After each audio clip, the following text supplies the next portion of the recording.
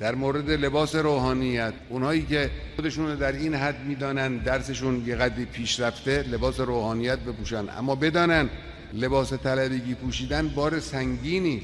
این عمامه چند سیری که شما رو سرت میگذاری خیلی سنگینه. به مجردی که دیدن شما عمامه داری، سیل سوال و اشکال و اینها وارد میشه. اگر اونی که نمیدانی گفتی نمیدانم، بعد رفتی اون رو تحقیق کردی، دانستی و احیانا آمدی به او گفتی، این خوبه. اما اگر چنانچه اونی که نمیدانی یا به شکل غلط جواب دادی یا چون نمیدانستی عصبانی شدی که چرا این از من سوال کرد، این نه دیگه، این خوب نیست.